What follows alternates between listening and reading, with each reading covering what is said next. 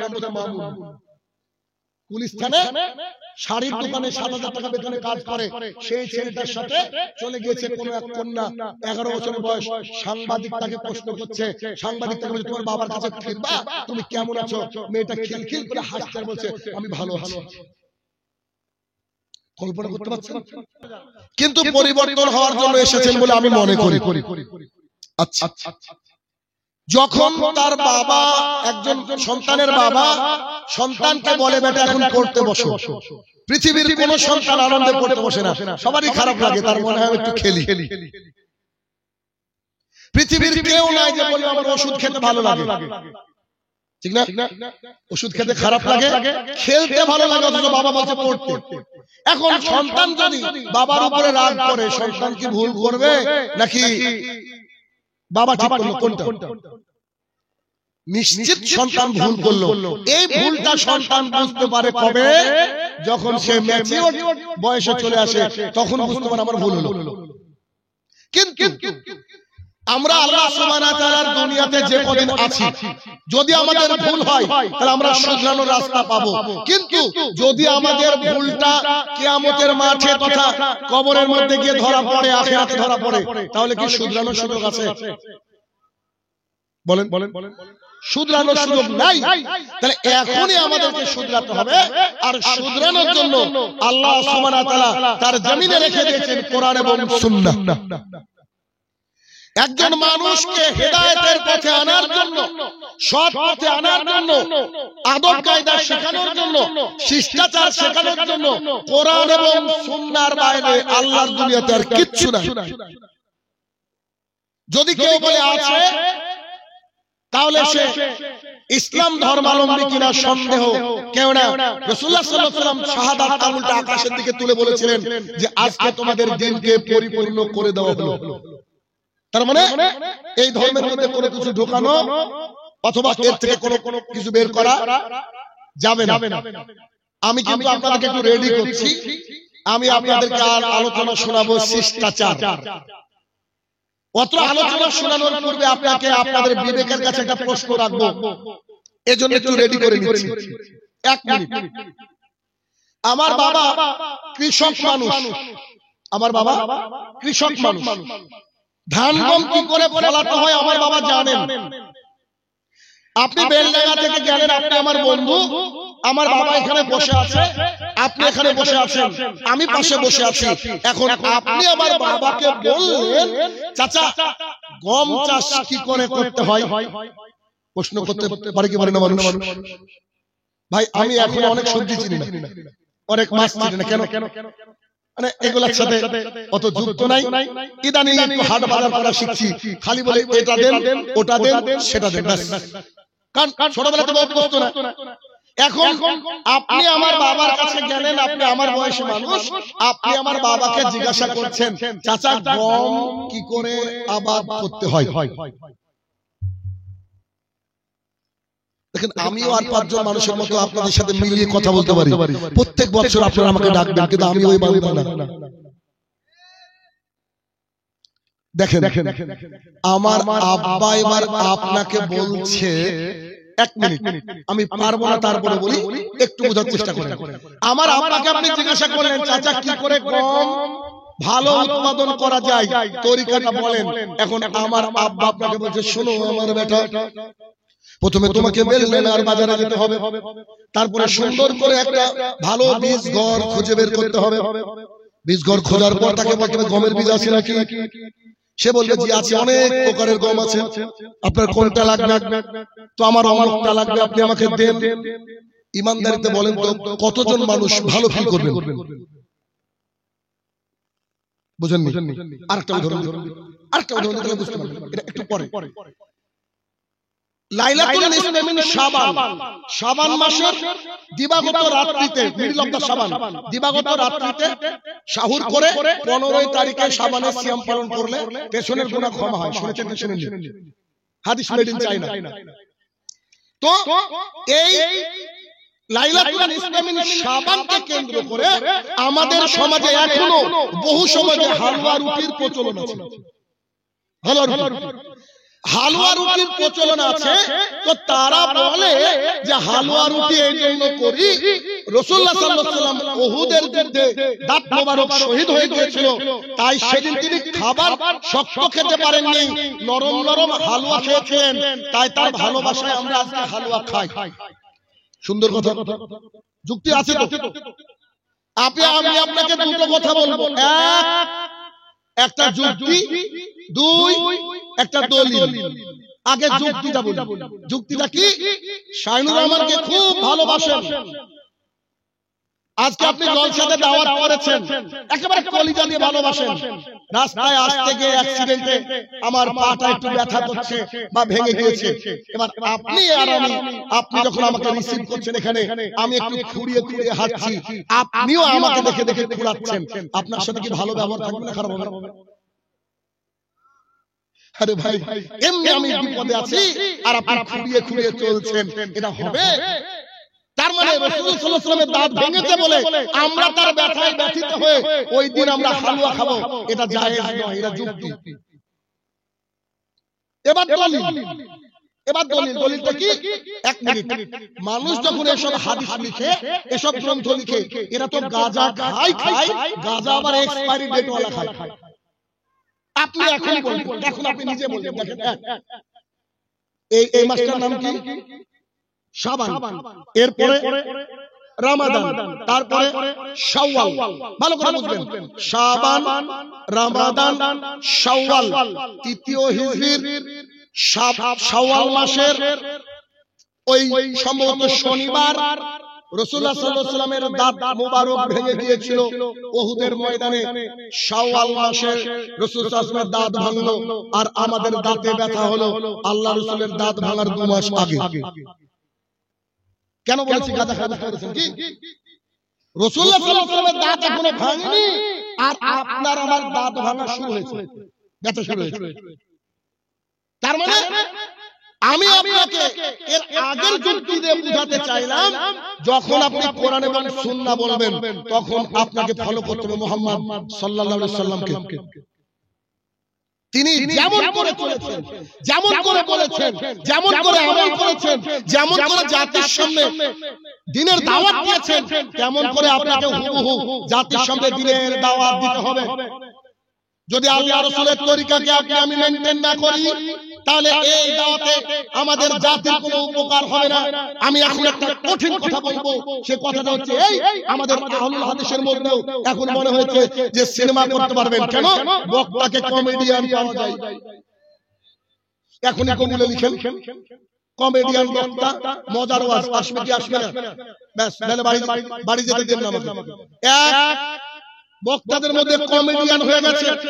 2, AR Rahman তো কিসের সুর করে, ওর চেয়ে আরো ভালো সুরেলা বক্তা আমাদের আছে। 3, বর্তমানে যে শিল্পী গান বের করেছে, ওর চেয়ে আরো বেশি গান, ভালো গান মুখস্থ করে ফেলেছে আমাদের আলেম সমাজ। 4, মাঝে মাঝে এমন এমন জলসা দেখি যে একজন বক্তৃতা করছে আর আরেকজন তার ঘাড়ের উপরে উঠে নাচছে, মানে ফাইটিংও আছে।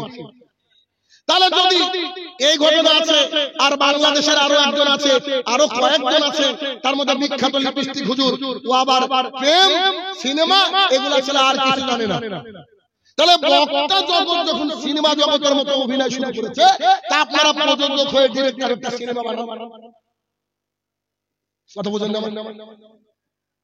এখানে যখন দ্বীন ইসলামের কথা বলবো, আপনার অন্তর থরথর করে কাঁপবে। কেন? এরপরে বোধহয় কোন হাদিস বলবে, আমি বোধহয় মানতে পারবো না। এরপরে বোধহয় কোন হাদিস বলবে, আমার বাড়িতে হয়তো সেই হাদিসের আমল নাই। আপনার আমার কলিজাটা থরথর করে কাঁপবে। অথচ আজকে আমরা এই ময়দানে বসে আমরা মনে করছি যে অর্কেস্ট্রা দেখছি। কিয়ামত পর্যন্ত এভাবে দাওয়াতের কাজ করলে সমাজের কোনো পরিবর্তন হবে না। অসম্ভব সমাজের পরিবর্তন হয় কি করে? কোরআন হাদিস বলতে পাইনি। আপনি যে গানকে নকল করছেন, যে গানটা আজ থেকে 10 দিন আগে ভাইরাল হয়েছে, আপনি ওই গানকে মুখস্থ করে যদি স্টেজে উঠে বলেন, তাহলে আল্লাহ কি আপনাকে ওহী করেছে নাকি আপনি 10 বার শুনে মুখস্থ করতে বলেন? এই জায়গাটা ফাজলামির মতো জায়গা হয়ে গেছে। কেউ কাউকে বাধা দেওয়ার মতো নাই। ঠিক নিরঞ্জন চক্রবর্তীর লেখা উলঙ্গ রাজার মতো ওই সৎ সাহসী সন্তানটাকে দরকার, যে এসে বলবে রাজা তার কাপড় কোথায়।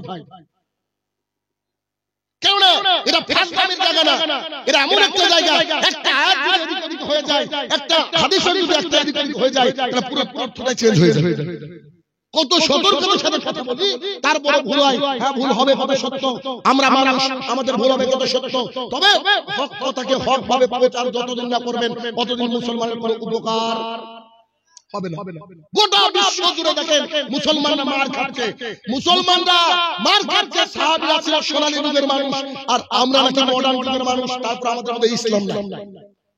যত বড় প্যান্ডেল করেছে দেখেন লোকের অবস্থা কোথায় বলেন দেখি। আজকে বেলডাঙ্গার মধ্যে যদি একটা অনামি করে নায়িকা গায়িকাকে ডাকা হতো, প্যান্ডেলটা ফাঁকা থাকতো? রাত 3টে পর্যন্ত যদি গান নাচ হতো, তারপরে পেছন থেকে একজন বৃদ্ধ বলতো আরেকটা হোক না। বলেন আমি মিথ্যা বলছি কিনা? এই এই জায়গাকে দিতে পারতো না, এগুলোকে খুলে দেওয়া হতো, পুরো মাঠ পরিপূর্ণ হয়ে যেত। অথচ আজকে এখান থেকে কোরআন এবং সুন্নাহর আলোচনা করা হচ্ছে, দেখেন লোক নেই। মসজিদ গুলার খবর নিয়ে দেখেন, বেলডাঙ্গাটা এমন করে গ্রাম না যে আমি আসিনি, প্রায় গ্রামের তথ্য আমি নিয়েছি। প্রায় মসজিদে গিয়ে দেখেন ফজরে এই মাইকটা মসজিদের ইট এগুলো যদি কানতে পারতো, তো তাদের কান্না ছাপ করতে করতে 10 জন মানুষকে রাখতে হতো। তারা এত বেশি কানতো ফজরের লোকের উপস্থিতি নাই বলে। শত শত মসজিদ রয়েছে ভারতবর্ষের মধ্যে, আবার হয় না বলছে আমি আহলুল হাদিস, অথচ বলছি ফজরে কতজন, বলছে আমি মুয়াজ্জিনের একজন। দায়িত্ব পালন করে যদি জান্নাত যাওয়া যেত, সর্বপ্রথম জান্নাত হয়েছিল আবু তালেব।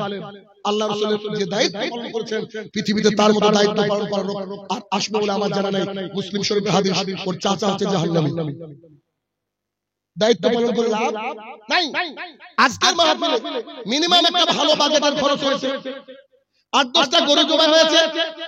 যদি এই গরু জবাই এই টাকা এটাকে অপচয় করে আমরা কিছু শিখতে না পারি, ব্যয় করে শিখতে না পারি, আগামী দিন থেকে জলসা করিয়েন না, আল্লাহর কাছে বিপদ ঘনিয়ে আসবে। সেদিন বিপদ দূর করা কেউ থাকবে না। কথা বুঝাতে পারলাম কি? কষ্ট পাচ্ছেন? তো উচিত আপনাদের। কেন পাবেন না? আপনি মানুষ না? আমি তো হক কথা বলতে এসেছি। অতএব খুব সাবধানতা অবলম্বন করতে হবে। কোরআন এবং সুন্নাহ শুধু ইবারত সুন্দর করে, মাখরাত সুন্দর করে কিরাত করবেন, আর ভালো ভালো কথা বলবেন, আর গান গাইবেন, এতে দিয়ে জাতি শুধরাবেন। শুধরাতে হলে আল্লাহ রাসূল সাল্লাল্লাহু আলাইহি ওয়াসাল্লাম যেভাবে নিজে আমল করেছেন, প্রথমে আগে হাদিসের উপরে, কোরআনের উপরে, তারপরে জাতিকে দাওয়াত দিয়েছেন, এই কাজ করতে হবে। আম্মা জান আয়েশা রাদিয়াল্লাহু তাআলা বলেন, তাকে যখন জিজ্ঞাসা করা হলো, আচ্ছা আপনি বলেন তো আল্লাহ রাসূল সাল্লাল্লাহু আলাইহি ওয়াসাল্লামের চরিত্র কেমন ছিল? আম্মা জান আয়েশা রাদিয়াল্লাহু তাআলা বলেন, আল্লাহ রাসূলের চরিত্র তোমরা কি কোরআন পড়ো নাকি? জি, আমরা তো কোরআন পড়ি। পুরো কোরআনটা হচ্ছে রাসূল সাল্লাল্লাহু আলাইহি ওয়াসাল্লামের চরিত্র। কি বলছেন? আম্মা জান আয়েশা রাদিয়াল্লাহু তাআলা শিষ্টাচার, আপনাদেরকে শিষ্টাচার দেখাবো আজকে। দেখেন সূরা হামিম শিষ্টা, আল্লাহ সুবহানাহু ওয়া তাআলা এই সূরার মধ্যে উল্লেখ করছেন যে শোনো, কোন খারাপ মানে মন্দ আর খারাপ মানে ভালো আর খারাপ কখনো এক হতে পারে না। ভালো আর খারাপ এক হতে পারে না। তোমরা সব সময় খারাপকে প্রতিহত করবা তোমার ভালো ব্যবহার দিয়ে। আল্লাহ তাআলা বলছেন, বলছে যে খারাপ আর ভালো কখনো সমান হতে পারে না। খারাপ আর ভালো কখনো সমান হতে পারে না। আর তোমার সবচেয়ে উত্তম ভালো ব্যবহার দিয়ে তুমি কি করবা? সমাজকে পরিবর্তন করবা। সমাজকে পরিবর্তন করবা। তোমার যারা শত্রু তারা তোমার বন্ধু রূপে মিলিত হবে। যারা শত্রু তারা কি হবে? বন্ধু রূপে চলে আসবে। যদি তোমার মানে ম্যানার, যদি তোমার আখলাক, যদি তোমার মানে ব্যবহার সুন্দর হয়। এখন আপনার মনে হতে পারে আখলাক, ব্যবহার, চরিত্র এটা কি করে শুনতে হয়? আল্লাহ সুবহানাহু ওয়া তাআলা এই কমপ্লিট কোড অফ লাইফ, পূর্ণাঙ্গ জীবন বিধান কোরআনুল কারীম দিয়ে দিয়েছে, যে কোরআনের মধ্যে একেবারে আগাগোড়া শিষ্টাচার আর শিষ্টাচার, আদব আর আদব। আজকে মুসলমান ভাই ভাই হানাহানি, মুসলমানের মধ্যে মিল নাই। এক মাযহাবের লোক আরেক মাযহাবের লোককে দেখতে পারে না, এক তরিকার লোক আরেক তরিকার লোককে দেখতে পারে না। অথচ দুজনেই কালেমা পড়েছে, দুজনেরই শিক্ষক মুহাম্মদ সাল্লাল্লাহু আলাইহি ওয়াসাল্লাম, দুজনেরই সিলেবাস কোরআন এবং সুন্নাহ। তারপরে তারা এই ভিন্ন মত প্রচার করে জাতির সামনে একে অপরের সাথে এতটা মানে উল্টো পথে হাঁটছে যে বি জাতিরা আমাদেরকে একত্রিত হয়ে আজকে দেখেন গোটা বিশ্ব জুড়ে মুসলমানকে মার খাওয়া। এর জন্য দায়ী কারা? আমরা নিজেরাই আমাদের চরিত্রকে শুধরাতে হবে আল্লাহ রাসূল সাল্লাল্লাহু আলাইহি ওয়াসাল্লামের তরিকা অনুযায়ী। কেমন? একটু দেখেন, আপনাদেরকে দেখাই।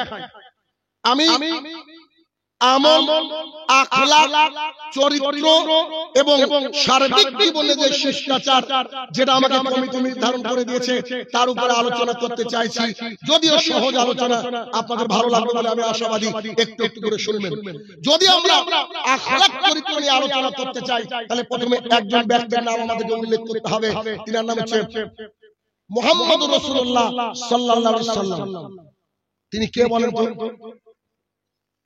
বিশ্ব জাহানে যত মানুষকে আল্লাহ তাআলা প্রেরণ করেছেন তাদের মধ্যে সবচেয়ে উন্নত চরিত্রকে মুহাম্মদ সাল্লাল্লাহু আলাইহি ওয়াসাল্লাম। সবচেয়ে উন্নত চরিত্র আল্লাহ তাআলা যাকে দান করেছেন তার নাম হচ্ছে মুহাম্মদ সাল্লাল্লাহু আলাইহি ওয়াসাল্লাম। দলিল আনাস ইবনে মালিক রাদিয়াল্লাহু তাআলা আনহু বলেন, আমি মুহাম্মদ সাল্লাল্লাহু আলাইহি ওয়াসাল্লামের খেদমতে 10টি বছর পার করে দিয়েছি। তিনি আমাকে জীবনে উফ এই শব্দটুকু করেননি। আমি মুহাম্মদ সাল্লাল্লাহু আলাইহি ওয়াসাল্লামের খেদমতে 10টি বছর পার করেছি। তিনি আমাকে উফ এই শব্দটুকু করেননি এবং তিনি আমাকে কোনোদিন বলেননি যে তুমি এটা কেন করেছো, তুমি এটা কেন করোনি। কি দিয়ে বুঝাবো? আল্লাহ রাসূল সাল্লাল্লাহু আলাইহি ওয়াসাল্লামকে একজন নবী এবং রাসূল আল্লাহ তাআলার তরফ থেকে মনোনীত। তার সাথে কে থাকে? আনাস ইবনে মালিক। কত বছর? আপনি যে অফিসে কাজ করেন দেখেন আপনার বসের সাথে কেমন ব্যবহার। আপনি যে স্কুলে শিক্ষকতা করেন একটু দেখেন তো হেডমাস্টারের সাথে আপনার কি অবস্থা। আপনি যদি কোনো দোকানে কোনো কর্মচারী হয়ে কাজ করেন আপনার মালিকের সাথে আপনার ব্যবহার তো দেখেন তো। আপনি যদি কোথাও কোনো ফ্যাক্টরিতে কাজ করেন আপনার মালিকের সাথে আপনার ব্যবহারটা একটু মিলান তো। কিন্তু আনাস ইবনে মালিক রাদিয়াল্লাহু আনহু বলছেন যে আমি 10টা বছর তার কাছে থেকেছি, তিনি আমাকে উফ শব্দটুকু করেননি আর তিনি আমাকে বলেননি আনাস এটা তুমি করলা কেন, আনাস এটা তুমি করোনি কেন। এই বাক্য আল্লাহ রাসূল 10 বছরে কোনো দিন বলেননি। সুবহানাল্লাহ বাড়ি গিয়ে বলবেন। এ হচ্ছে মুহাম্মদুর রাসূলুল্লাহ সাল্লাল্লাহু আলাইহি ওয়াসাল্লাম। আখলাক চরিত্র কাকে বলে একটু আপনাকে দেখাবো, তারপর একে একে শিষ্টাচার দেখাবো। রাসূল সাল্লাল্লাহু আলাইহি ওয়াসাল্লাম বসে আছেন মসজিদে। একদম ইহুদি মানুষ এসে মসজিদে দাঁড়িয়ে পেশাব করা শুরু করলো। ওমর ইবনে খাত্তাব রাদিয়াল্লাহু আনহু রেগে গেলেন, আরে আমাদের উপাসনালয় মসজিদে এত বড় সাহস, কে পেশাব করে? আচ্ছা বলেন তো, আমাদের সামনে যদি কোনো একজন মানুষ সে বিধর্মী হোক অথবা অন্য কোনো আমাদের ধর্মেরই হোক না কেন, এরকম কোন কুলাঙ্গার যদি আমাদের মসজিদে দাঁড়িয়ে পেশাব করে, আপনি আমি যদি সেখানে উপস্থিত থাকি আমাদের হাত কি পকেটে থাকবে? নিশ্চয়ই সে পরম্পরা হস্ত হলে বলতে হবে। এটা আমাদের চরিত্র মানুষ। মুহাম্মদ সাল্লাল্লাহু আলাইহি ওয়াসাল্লাম যে দৃশ্য দেখছেন যে ইহুদি দাঁড়িয়ে দাঁড়িয়ে পেশাব করছে, সাহাবীরা রেগে গড়গড় করছে, তখন আল্লাহ রাসূল বলেন দাঁড়াও লেট হিম ফিনিশ, তাকে শেষ করতে দাও। কি করো? তাকে শেষ করতে দাও। পেশাবে ডিস্টার্ব করিও না। পেশাব করা শেষ, তখন মুহাম্মদ সাল্লাল্লাহু আলাইহি ওয়াসাল্লাম সাহাবীকে বলছে পানি এনে ধুইয়ে দাও। এই লোক কি ইসলাম না গ্রহণ করে পারবে? বুঝেন না? চরিত্র কি আমি দেখাচ্ছি। রাসূলুল্লাহ সাল্লাল্লাহু আলাইহি ওয়াসাল্লাম বসে আছেন, সাহাবীরা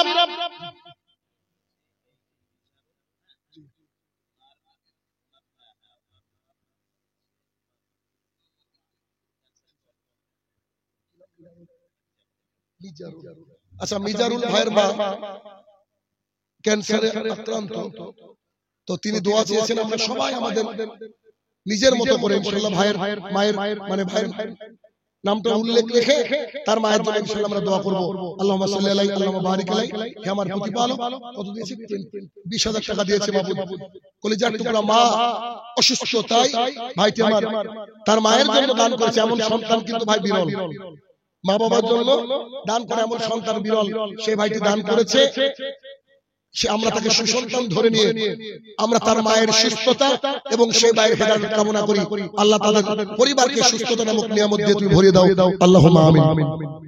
রাসূলুল্লাহ সাল্লাল্লাহু আলাইহি ওয়াসাল্লাম বসে আছেন, এমন অবস্থায় সাহাবায়ে কেরাম কিছু যুদ্ধ বন্দীদের নিয়ে আসছেন, এক একে ধরে ধরে নিয়ে আসছেন। রাসূলুল্লাহ সাল্লাল্লাহু আলাইহি ওয়াসাল্লাম খেয়াল করলেন যে একজন সাহাবী উসামা বিন উসাল, সুমামা বিন উসাল, সরি সুমামা বিন উসাল, একে ধরে এনেছে, ধরে এনে নিয়ে যাচ্ছে। এখন বলেন তো সাহাবীরা কেন ওকে চিনে না? রাসূলুল্লাহ সাল্লাল্লাহু আলাইহি ওয়াসাল্লাম বলছে, ও সাহাবীরা তোমরা কি জানো কাকে ধরে এনেছো? তো বলছে বন্দী, যুদ্ধে হেরে গেছে, ধরে এনেছে, কি অসুবিধা? তো বলছে যে যাকে ধরেছো উনি একটা এলাকার গোত্রপতি, ধরেন এমপি, বুঝেননি? এমপি বুঝতে পেরেছেন? এমপি কে ধরে আনছেন আম পাবলিক, কেমন হবে? তো রাসূলুল্লাহ সাল্লাল্লাহু আলাইহি ওয়াসাল্লাম মিষ্টি মিষ্টি হাসছেন আর বলছে ওকে খাবার দাও, ওকে ভেতরে নিয়ে গিয়ে খাবার দাও। রাসূলুল্লাহ সাল্লাল্লাহু আলাইহি ওয়াসাল্লাম তার কাছে গিয়ে বলছে, সুমামা ইবনে উসাল কেমন আছো? তো বলছে আপনি যদি আমাকে ছেড়ে দেন মুক্তিপণ দেওয়া হবে, আর আপনি যদি আমাকে হত্যা করেন তার বিনিময় নেওয়া হবে, মানে আপনাকে হত্যা করা হবে। কোথায় আছে? আল্লাহ রাসূলের ঘরে, আল্লাহ রাসূলের বাসায়, আল্লাহ রাসূলের বাড়িতে থেকে আল্লাহ রাসূলকে বলছে ছেড়ে দিলে তো বাঁচলেন, আর না ছাড়লে ভাগ্য খারাপ আছে, সোজা ভাষা বুঝানোর জন্য। পরের দিন রাসূল সাল্লাল্লাহু আলাইহি ওয়াসাল্লাম বলছেন, সুমামা কি খবর? আপনি যদি ছেড়ে দেন আপনাকে মুক্তিপণ দেওয়া হবে, আমাকে যদি হত্যা করা হয় তার ব্যবস্থা পরে করা হবে। কিছু বললেন না। তৃতীয় দিন একই বাক্য, কিছু বললেন না। রাসূলুল্লাহ সাল্লাল্লাহু আলাইহি ওয়াসাল্লাম তাকে সাহাবায়ে কেরামকে বলে তাকে ছেড়ে দাও। যখন তাকে ছেড়ে দেওয়া হলো, তিনি রাস্তায় যাচ্ছেন আর ভাবছেন এবার কোন ক্যাটাগরির মানুষ আল্লাহ তাআলা দুনিয়াতে পাঠিয়েছেন, যে মানুষটাকে তার বাড়িতে থেকে হুমকি দিলাম দিনরাত, সে আমাকে মারতে পারতো, হত্যা করতে পারতো, গুম করে দিতে পারতো, অথচ সে আমার সাথে এত সুন্দর আচরণ করলো, তারপর আমাকে ছেড়ে দিল। তার অন্তরটা পরিবর্তন হয়ে গেল। ঘুরে এসে আল্লাহ রাসূলকে বলছে আমি দ্বীন ইসলাম গ্রহণ করতে চাই, আমি দ্বীন ইসলাম গ্রহণ করতে চাই। রাসূল সাল্লাল্লাহু আলাইহি ওয়াসাল্লাম তাকে কালেমা পড়ালেন। কালেমা পড়ানোর পর তখন তিনি আমাদের হয়ে গেলেন দ্বীনী ভাই। দেখেন তাহলে এই যে কোরআনুল কারীমের হামিম সেজদার 33-34 নম্বর আয়াত, আল্লাহ সুবহানাহু ওয়া তাআলা বলেছেন যে তোমার সবচেয়ে উত্তম ব্যবহার তোমার শত্রুর সাথে করো, সে অবশ্যই তোমাকে বন্ধুরূপে একদিন দেখা দেবে। আল্লাহ রাসূল সাল্লাল্লাহু আলাইহি ওয়াসাল্লাম এর এই বাক্যটা, আল্লাহ সুবহানাহু ওয়া তাআলা এই বাক্যটা আল্লাহ রাসূলের এই ক্যারেক্টারের সাথে, চরিত্রের সাথে পুরোপুরি মিলে গেছে। রাসূলুল্লাহ সাল্লাল্লাহু আলাইহি ওয়াসাল্লামের চরিত্র ছিল এইটা, সাহাবায়ে কেরামের চরিত্র ছিল আল্লাহ রাসূল সাল্লাল্লাহু আলাইহি ওয়াসাল্লামের হুবহু। তিনারা অনুসরণ করার চেষ্টা করতেন। এই জন্য আমাদেরও যে আদব এবং শিষ্টাচার, তার শিক্ষা হবে কোথা থেকে? কোরআন এবং সুন্নাহ থেকে, আল্লাহ রাসূল এবং তার সাহাবায়ে কেরাম থেকে। আসুন এক এক করে প্রথম আদব এবং শিষ্টাচার এই বিষয়ে যদি আমরা কথা বলি, তাহলে আছে একজন মুসলমান তার পরিচিত অথবা অপরিচিত কোন মানুষকে দেখলে প্রথমে সালাম প্রদান করবে। এটা হচ্ছে অন্যতম শিষ্টাচার। আপনার সন্তান ফোনটাকে কানে তুলে বলছে হ্যালো বলেন, এ কথা বলা যাবে না। আপনার সন্তানকে, আপনার সন্ততিকে, আপনার পরিবারের লোকজনকে শেখাবেন, তোমরা যখনই কোন মুসলমান এবং পরিচিত হোক অপরিচিত হোক তাদেরকে দেখলে তোমরা সালাম প্রদান করবা। তোমরা যখন কোন বাড়িতে ঢুকবা, নিজের হোক অথবা পরের বাড়িতে হোক, তোমাদের প্রথম ডিউটি এবং দায়িত্ব হচ্ছে তোমরা বাড়ির মধ্যে সালাম দিবা। যদি তোমার বাড়িটা তালাবদ্ধ থাকে, বাড়িতে যদি কেউই না থাকে, তারপরেও বাড়িতে চাবিটা বিসমিল্লাহ বলে ঢুকিয়ে প্রথমে বলতে হবে আসসালামু আলাইকুম ওয়া রাহমাতুল্লাহ। সালাম দিয়ে বাড়িতে ঢুকতে হবে। কেন? সালাম দিলে বাড়িতে ঢুকলে বারাকা আসে, সালাম দিয়ে বাড়িতে ঢুকলে শয়তান নাস্তানাবুদ হয়ে যায়। সালাম দিলে বাড়িতে যে ফেরেশতারা থাকে, সেই ফেরেশতারা সালামের জবাব দিয়ে থাকে। আজকে থেকে শুরু করবেন বলেন ইনশাআল্লাহ। নিজের বাড়িতে ঢোকার সময় সালাম দেওয়া হয় না, অথচ অন্য জায়গায় সালাম দেওয়া হয়। মানুষকে জিজ্ঞাসা করলে বলেন লজ্জা লাগে, বলে না? অবশ্যই নিজের বাড়িতে হোক আর অপরের বাড়িতে ঢুকতে গেলে কি করতে হবে? সালাম দিতে হবে। সালামের ব্যাপারে খুবই গুরুত্বপূর্ণ কথা। এক নম্বর পয়েন্ট হচ্ছে এই, রাসূলুল্লাহ সাল্লাল্লাহু আলাইহি ওয়াসাল্লাম বলছে, ও আমার সাহাবীরা তোমরা কি জানো যে তোমাদেরকে জান্নাতে নিয়ে যাওয়ার জন্য একে অপরের প্রতি ভালোবাসা, একে অপরের প্রতি ঈমান, মানে ঈমান এবং একে অপরের প্রতি ভালোবাসা, এই দুটো জিনিস বেশি কাজ করে। তখন রাসূল সাল্লাল্লাহু আলাইহি ওয়াসাল্লামকে সাহাবায়ে কেরাম বলছে আচ্ছা, তখন মুহাম্মদ সাল্লাল্লাহু আলাইহি ওয়াসাল্লাম বলছে আমি কি তোমাদেরকে বলে দেব যে একে অপরের সাথে ভালোবাসা কি করে বাড়ে? ঈমানের বিনিময়ে কি জান্নাত, আর ঈমানের পূর্বে থাকে ভালোবাসা। ভালোবাসার তরিকা বলতে চাইলেন মুহাম্মদ সাল্লাল্লাহু আলাইহি ওয়াসাল্লাম। তখন রাসূল সাল্লাল্লাহু আলাইহি ওয়াসাল্লাম বলছে তোমরা যখন একে অপরকে দেখবা তখন সালাম দাও, আর যদি তোমরা সালাম দাও দেখবা দুজনের অন্তরকে আল্লাহ তাআলা নরম করে দিবে, একে অপরের মধ্যে ভালোবাসা সৃষ্টি করে দিবে।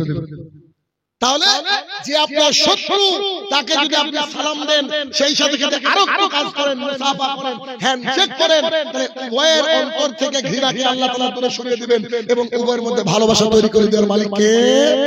আল্লাহ সুবহানাহু ওয়া তাআলা। তাহলে এক নম্বর পয়েন্ট কি জানলাম? মুসলমান চেনা অচেনা যদি আমরা দেখি রাস্তায় তাদেরকে আমরা সালাম দেব। এক। দুই, নিজের বাড়িতে ঢুকতে গেলে বাড়িতে সদস্য থাকুক আর না থাকুক আমরা বাড়িতে ঢোকার আগে কি করব? সালাম দেব। তিন, সালাম দিলে আল্লাহ রাসূল সাল্লাল্লাহু আলাইহি ওয়াসাল্লাম বললেন যে তোমাদের মধ্যে একে অপরের মধ্যে ভালোবাসা সৃষ্টি হবে, আর ভালোবাসা সৃষ্টি হলে আল্লাহ তাআলা হয়তো ঈমান ঢেলে দিবেন, আর ঈমানের বিনিময়ে আল্লাহ তাআলা জান্নাত দিয়ে দিবেন। আচ্ছা, আরেকটা কথা সালামের সঙ্গে সংযুক্ত, সেটা কি? ছোট্ট একজন সাহাবী, অল্প বয়স্ক সাহাবী ওমর ইবনে খাত্তাব রাদিয়াল্লাহু তাআলা বাড়িতে গিয়েছেন, যাওয়ার পরে বলেন আসসালামু আলাইকুম ওয়া রাহমাতুল্লাহ, আবার বলেন আসসালামু আলাইকুম ওয়া রাহমাতুল্লাহ, আবার বলেন আসসালামু আলাইকুম ওয়া রাহমাতুল্লাহ। কোন উত্তর তিনি পেলেন না, তিনি ওখান থেকে ঘুরিয়ে আসলেন। শেষের দিকে ওমর ইবনে খাত্তাব বুঝতে পেরেছিলেন কেউ যদি সালাম দিচ্ছে, তিনি ঘর থেকে বেরিয়ে আস্তে আস্তে দেখছেন সাহাবী চলে যাচ্ছে, তখন তার সালামের উত্তর দিয়ে বলছে শোনো, জি বলেন, তুমি ফিরে যাচ্ছ যে? তো তিনি বলছেন আল্লাহ রাসূল সাল্লাল্লাহু আলাইহি ওয়াসাল্লাম বলেছেন কারোর বাড়িতে প্রবেশ করার পূর্বে তিন বার সালাম দিবা, যদি উত্তর না আসে তুমি সেই বাড়িতে ঢোকার পারমিশন পাবা না, ওখান থেকে রিটার্ন আসবা। উমর ইবনে খাত্তাব রাদিয়াল্লাহু তাআলা তখন ওই মুহূর্তে হাদিসটা জানতেন না, তিনি সাহাবীকে বললেন এই হাদিসের দলিল তোমাকে দিতে হবে। তিনি বললেন আমি এরকম একটা মজলিস থেকে উঠে গিয়েছি, আমি উমর ইবনে খাত্তাবকে নিয়ে আসলাম, উমর ইবনে খাত্তাবকে নিয়ে এসে আমার দিনী ভাই সাহাবীদেরকে বললাম ও আমার সাহাবীরা আপনারা আমাকে উমরের ক্রোধ থেকে বাঁচান। কেন, কি হয়েছে? আপনারা কি এই হাদিসটা কেউ শুনেছেন যে কারোর বাড়ি থেকে তিনবার সালাম দিলে উত্তর না দিলে ফিরে আসতে হয়? এটা কি কেউ শুনেছেন? তখন অন্যান্য সাহাবীরা বলতে লাগলেন জি আমরা তো এটা শুনেছি। তখন তিনি বললেন, উমর ইবনে খাত্তাব বলছেন হে আমার প্রতিপালক, আমার এই সাহাবীর ইলমে বারাকা নাজিল করো, তার পরিবারে বারাকা নাজিল করো। অত হাদিস থেকে আমরা দুটো জিনিস শিখলাম। আমরা প্রথম শিখলাম কারোর বাড়িতে গিয়ে বারবার কলিং বেল দাবাবো না। একবার দিয়ে একটু দাঁড়িয়ে থাকি, মানুষ অপ্রস্তুত থাকতে পারে, মানুষ বাথরুমে থাকতে পারে, আরো কতদিন হতে পারে কি পারে না, তাহলে তাকে কি করতে হবে? একটু ওয়েট করতে হবে, আরো কিছুক্ষণ পরে একবার দেন এরকম। অথবা কাউকে ডাকতে গিয়ে বারবার চিৎকার করবো না, একবার দুবার ডেকে কি করতে হবে? বলে দাঁড়িয়ে থাকতে হবে, থেমে যেতে হবে। এক। দুই, যদি কোনো দিনী ভাই আপনার ভুলটা ধরিয়ে দেয় তার জন্য আপনাকে তিরস্কার নয়, তার জন্য দোয়া করতে হবে, ভুল যদি বৈধ হয়। উমর ইবনে খাত্তাব রাদিয়াল্লাহু তাআলার মতো এত বড় ব্যক্তিত্ব, তিনি ছোট্ট সাহাবীর জন্য দোয়া করলেন, অথচ সাহাবীকে উনি উল্টো পাল্টা বললেন না। আর আমাদের সমাজে এমন কিছু এই দুনিয়াবি মৌলবি মাওলানারা আছে, তাদেরকে হক কথা বলতে গেলে বলবে তোর বাপের বিয়ে আমি পড়িয়েছি রে, বলে কি বলে না, তোর বাপের বিয়ে আমি, তুই আমাকে দিন শিখাবি, বুখারী পড়াই আর জর্দাও খাই, না পরিস্থিতি হচ্ছে। তাহলে কি? এক সালাম। দেখেন সালাম যদি আপনি ছোটবেলা থেকে তার আপনার বাচ্চাকে শেখাতে পারেন, বিশ্বাস করেন আল্লাহ তাআলা বারাকা যেমন দিবে, সেই সাথে সাথে আল্লাহ সুবহানাহু ওয়া তাআলা আপনাকে আমাকে হেফাজত করবে। আমরা তার কিসে থাকবো? হেফাজতের মধ্যে থাকবো। এই জন্য বেশি বেশি করে সালাম প্রদান করাবেন। ছোট্ট বাচ্চা হয়েছে, 3 মাসের বাচ্চার বয়স, কানে গিয়ে প্রতিদিন সালাম দিবেন, পারবেন না? পারা যায় না? আচ্ছা একটা আপনাদের ইফেক্ট দেখাচ্ছি, ইফেক্ট অনেকে তো শুনেছেন সাইড ইফেক্ট, আমারটা ইফেক্ট কেমন। আমার মেয়ে তো এখন 6 বছর বয়স, এখন তো অনেক অনেক 6 বছর মানে অনেক, একেবারে যেদিন থেকে কথা বলতে শুরু করেছে আমার মেয়ে, তারপরে কিছুদিন পর থেকে ও বাড়িতে সালাম দিয়ে ঢুকে। আমার বাড়িতে মিনিমাম দিনের মধ্যে 1 থেকে 150 তার উপরে সালাম হয়। কেন? এটা আমার বাড়ি, ওই লাইটের ওখানে দাদার বাড়ি, ও শুধু যায় আর আসে, ততবার সালাম ততবার সালাম। মাঝে মাঝে স্ত্রী বিরক্ত হয়ে বলে, আরে আল্লাহকে কি শিখিয়েছি। কেন? তার বিরক্ত কারণ কি? ও ততক্ষণ পর্যন্ত সালাম দিবে যতক্ষণ না সালামের উত্তর শুনতে পাবে। আর ওর মাকে বলা হয়েছে, তুমি যদি ছাদে রান্না করো তোমার আওয়াজ যেন পাড়ার কেউ না শুনে, মানে দুইজনই বিপদে। বুঝেননি বোধহয়? ওর আম্মু জোরে চিৎকার করে সালামের উত্তর দিতে পারে না, আর ও আবার সালাম এর উত্তর না পেয়ে বাড়িতে ঢুকবে না, বা ঢুকলে ওর মেজাজ খারাপ।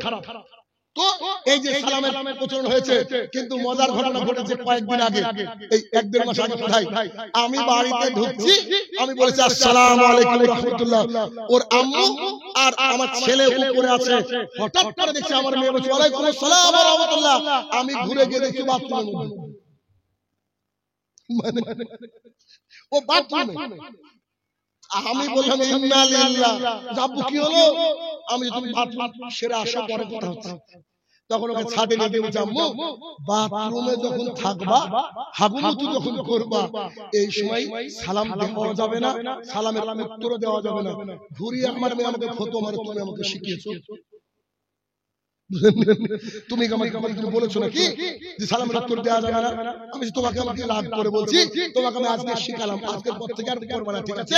আচ্ছা ঠিক আছে, আর করবো না। তার মানে ওই যে ছোট কলিজার টুকরা মেয়েটা, সন্তানটা, ছেলেটা একেবারে ছোটবেলা থেকে সালাম দেখছে, যে কি আমরা বাইরে বাইরে থেকে পুরো পরিবার চাবিটা ঢুকে বলছি বিসমিল্লাহ আসসালামু আলাইকুম, মানে 4 জনের সালাম হয়, তারপরে বাড়িতে ঢুকে আমরা। একজন দিলে হবে না, 4 জনকে দেওয়া লাগবে। আবার ও যদি আগে ঢুকে যায়, ও ঢুকলো আসসালামু আলাইকুম, ঢুকে বললো, এবার দ্বিতীয় আমি ঢুকছি আসসালামু আলাইকুম, ও দাঁড়িয়ে ওয়ালাইকুম আসসালাম, ওর ভাই আসসালামু আলাইকুম ওয়ালাইকুম আসসালাম, ওর আম্মু আসসালামু আলাইকুম ওয়ালাইকুম আসসালাম। কেন? আব্বু তুমি একদিন সালামের ব্যাপারে খুতবা দিচ্ছিলা, ওখানে তুমি বলেছো আসসালামু আলাইকুম, এটা বললে 10 নেকি, আসসালামু আলাইকুম রাহমাতুল্লাহ বললে 20 নেকি, আসসালামু আলাইকুম রাহমাতুল্লাহ বারাকাতুহু বললে 30। তাহলে কি প্রথম শিষ্টাচার আমাদের সন্তানকে শিখাতে হবে। মা বাবাকে তো শিখাতে পারবো না, এখন তাদের বয়স বেশি, তবুও চেষ্টা করতে হবে। আমাদের ছোট্ট কলিজার টুকরা সন্তানকে বলতে হবে, আঙ্কেলকে দেখলে, কোন আন্টিকে দেখলে বুরকা পরিহিত দাড়িওয়ালা, তাদেরকে তুমি সালাম দিবা, আর বাড়িতে ঢোকার সময় সালাম দিবা, দেখবেন আপনার বাড়িতে বারাকা চলে এসেছে। 2 রাসূলুল্লাহ সাল্লাল্লাহু আলাইহি ওয়াসাল্লাম বলেছেন কুল্লু মারুফিন সাদাকা, প্রত্যেকটা ভালো কাজ হচ্ছে সাদাকা। প্রত্যেকটা ভালো কাজ কি? সাদাকা। আচ্ছা দেখেন, প্রত্যেকটা ভালো কাজ সাদাকা মানে কি? সাহাবায়ে কেরাম আল্লাহ রাসূল সাল্লাল্লাহু আলাইহি ওয়াসাল্লামের কাছে সব সময় জানতে চাইতেন কি করে জান্নাত পাওয়া যায়, আল্লাহর কাছে মার্কস কি করে বেশি পাওয়া যায়। আল্লাহ রাসূল সাল্লাল্লাহু আলাইহি ওয়াসাল্লাম বলতেন সিয়াম পালন করো, সালাত আদায় করো, তাহাজ্জুদ করো। এবার তিনারা ভাবতেন ঠিকই আছে, আমরা সিয়াম পালন করছি, বড় লোকরাও করছে, আমরা মানে মানুষের সাথে ভালো কথা বলছি, বড় লোকরাও করছে। আচ্ছা বড় লোকরা এক্সট্রা টাকা দান করতে পারছে, আমাদের তো কোনো দান দেওয়ার ক্ষমতা নেই, আমরা গরিব মানুষ, আমাদের জন্য কিছু আছে কি? তখন রাসূল সাল্লাল্লাহু আলাইহি ওয়াসাল্লাম বলছেন যে প্রত্যেকটা ভালো কাজ যেটা করবে এটা হচ্ছে সাদাকা। কেমন? এটা বলতে বলতে এক পর্যায়ে তিনি বলছেন যে ভালো কাজের অন্যতম একটা তালিকা হচ্ছে স্ত্রী সহবাস করা। সাহাবায়ে কেরাম বলছেন এটা কেমন? তখন মুহাম্মদ সাল্লাল্লাহু আলাইহি ওয়াসাল্লাম বললেন, তুমি যদি অপরের স্ত্রীকে নিয়ে কল্পনা করো, অপরের স্ত্রীর দিকে নজর দাও, বা মানে ওই বাসনা করো, তাহলে তোমার পাপ হবে। নিজের স্ত্রীর সাথে করছো, এটা হালাল হচ্ছে না। কি সুন্দর কথা। এবার কুল্লু মারুফিন সাদাকা, এটা যদি মাথায় রাখতে পারেন, একটু বলছি, এটা মানুষ হেঁটে যাচ্ছে, হাত থেকে কিছু একটা পড়ে দিয়েছে, চট করে এটাকে তুলে বলছেন ভাই আপনার এটা পড়ে গেল। এটা টোটোওয়ালা যাচ্ছিল, যেতে যেতে বাম্পে আটকে গিয়েছে, আর চলছে না সামনের দিকে, আপনি বাইকটাকে একটু থামিয়ে সাইড করেন, করে বলেন ভাই কি হয়েছে, তো এটা একটু ধাক্কা দিয়ে সাইডে দেন না, মধ্য রাস্তাতে অসুবিধা, গাড়ি যাতায়াত করবে, একটু আপনি সাইড করলেন, এটা কি সাদাকা নয়? আপনি রাস্তায় যাচ্ছেন, যেতে যেতে দেখলেন একটা অনেক বড় পাথর পড়ে আছে, ওই পাথরটা থাকলে আরো কিছু অ্যাক্সিডেন্ট ঘটতে পারে, পাথরটাকে তুলে ফেলে দেন, এটা হচ্ছে সাদাকা। এই বিষয়ে যদি হাদিস উল্লেখ করি, রাসূলুল্লাহ সাল্লাল্লাহু আলাইহি ওয়াসাল্লাম বলেছেন একজন পতিতা, একজন খারাপ মেয়ে যে নিজের দেহ বিক্রি করে, তিনি রাস্তা দিয়ে যাচ্ছিলেন, দেখতে পেলেন একটা কুকুর হাঁপাচ্ছে, খুব তৃষ্ণায় হাঁপাচ্ছে, তিনার পায়ে ছিল চামড়ার মোজা, তিনি চামড়ার মোজাটাকে খুলে একটা কুয়ো বা কূপের মধ্যে নামলেন, সেটাকে তিনি ওখান থেকে পানি ভরলেন, চামড়ার মোজাটাকে মুখে ধরলেন, তারপরে উঠে এসে সেই হাঁপিয়ে পড়া কুকুরটাকে পানি করালেন। রাসূল সাল্লাল্লাহু আলাইহি ওয়াসাল্লাম বলেছেন এর বিনিময়ে আল্লাহ তাআলা জান্নাত দিয়েছে। জান্নাত যেতে এমন কিছু লাগে না ভাই, অন্তর থেকে ফ্রেশ করতে হবে, পরিষ্কার করতে হবে এবং টার্গেট রাখতে হবে কি আমরা যেন একে অপরের সাহায্যার্থে এগিয়ে আসি। একটা হাদিস আবু হুরায়রা রাদিয়াল্লাহু তাআলা আনহু বলেন, রাসূল সাল্লাল্লাহু আলাইহি ওয়াসাল্লাম বলেছেন কোন মুসলমান যদি অপর কোন মুসলমান ভাইয়ের একটা কষ্ট দুনিয়া থেকে দূর করে দেয়, একটা কষ্ট দুনিয়া থেকে দূর করে দেয়, যে কোনো কষ্ট হতে পারে, যে কোনো কষ্ট হতে পারে, যদি দূর করে দেয় তাহলে আল্লাহ সুবহানাহু ওয়া তাআলা কিয়ামতের মাঠে তার কষ্ট শুরু হতে একটা কষ্ট দূর করে দিবে। কিয়ামতের মাঠে আমরা কষ্ট পড়ব না, সবাই পড়ব। তাহলে এখন আপনাকে এই টার্গেট নিতে আজকে থেকে যে আমি আমার কোনো মুসলমান ভাই বিপদে পড়লে তাকে আগে যে কোনো মূল্যে বাঁচানোর চেষ্টা করব, তাহলে আমার কিয়ামতের মাঠে আল্লাহ আমাকে বাঁচাবে। একই হাদিস, লম্বা একটা হাদিস বলি, রাসূলুল্লাহ সাল্লাল্লাহু আলাইহি ওয়াসাল্লাম বলেন পৃথিবীতে কেউ যদি কারো দারিদ্রতা বিমোচনে সহায়তা করে, দারিদ্রতা বিমোচন মানে আপনি খোঁজ পেলেন ওই পারে এক দাদি, তার ছেলে মেয়ে মরে গিয়েছে বা তার ছেলে মেয়ে দেখে না, সেই মেয়েটা নাকি চালের অভাবে 3 দিন ভাত রান্না করতে পারেনি, গভীর রাতে গিয়ে 25 কেজি বা 10 কেজি 5 কেজি একটা চাল সে দাদিকে দিয়ে চলে আসেন, 2 কেজি ডাল সে দাদিকে দিয়ে চলে আসেন, 500 টাকা সে দাদিকে দিয়ে দেন। প্রথমে খোঁজ দিবেন নিজের পরিবার আত্মীয়ের মধ্যে, তারপরে পাড়া প্রতিবেশী, তারপরে দূর, এরকম করে করে আপনি রাতের অন্ধকারে কেউ জানবে না, জানবে আল্লাহ সুবহানাহু ওয়া তাআলা, জানবে যে ব্যক্তিকে দিলেন, আর আপনি ব্যাস 3 জন থাক না, 3 জন থাক, তাহলে কি আপনি যদি রাতের অন্ধকারে ওই মহিলাকে, ওই পুরুষকে, ওই অসহায় মানুষকে দিয়ে থাকেন, দেখেন আল্লাহ তাআলা কি বলছেন, মুহাম্মদ সাল্লাল্লাহু আলাইহি ওয়াসাল্লামকে দিয়ে বলছেন, হে নবী তুমি মানুষকে বলে দাও সেই ব্যক্তির আমি দুনিয়াতে এবং আখিরাতে বিপদকে দূর করব। দুনিয়ার আখিরাতের বিপদ দূর করতে গেলে কি করতে হবে? অসহায় মানুষের পাশে থাকতে হবে, অসহায় মানুষের পাশে থাকতে হবে, যারা গরিব তাকে একটু দিতে হবে, একটু টাকা পয়সা দিতে হবে বা আপনার যতটুকু সামর্থ্য অতটুকু দিতে হবে। 3 নম্বর কথা, রাসূল সাল্লাল্লাহু আলাইহি ওয়াসাল্লাম বলেন কোন মুসলমান ভাই যদি কোন মুসলমানের দোষ ত্রুটিকে গোপন করে, আমরা অনেক সময় গীবত করার জন্য এখন তো ফেসবুক নাই, গীবত ঠিক না? আমি যদি কোনো ব্যক্তিগত ভুল করি, এই ভুলটার জন্য আমি পাপের শাস্তি পাবো, আমি তো তওবা করতে পারি কি পারি না? কিন্তু আপনি আমার এই গোপন জিনিসটা জানলেন, আপনি আমার বন্ধু, আপনি চায়ের দোকানে গিয়ে বলছেন জানো অমুক অমুক এই করেছিল, সে আবার আরো 10 জনকে, এটা কি গোপন রাখা হলো? আচ্ছা, প্রকাশ করে দিয়ে যে ব্যক্তি প্রকাশ করে দিল তার কোনো উপকার? 100% সে ক্ষতির মধ্যে নিমজ্জিত, সে গীবতের হকদার। আসেন এবার দেখি কোন ব্যক্তি যদি কোন মুসলমানের দোষ ত্রুটিকে গোপন করে, আল্লাহ তাআলা কিয়ামতের মাঠে তার দোষ ত্রুটিকে গোপন করবে। এবারে এখানে একটা প্রশ্ন হতে পারে, আচ্ছা ধরেন একজন মানুষ প্রকাশ্যে মুসলমানের ভেতরে কিছু একটা ঢুকে দিয়ে এই জাতিকে ধ্বংস করার চেষ্টা করছে, সেটাও কি গোপন রাখবো? কি বলেন? সেটা রাখা যাবে? সেটা রাখা যাবে না। এখন আপনাকে শিখেছি যার সাথে দেখা হয় কি বলতে হবে? আসসালামু আলাইকুম, মুসলমান হলে।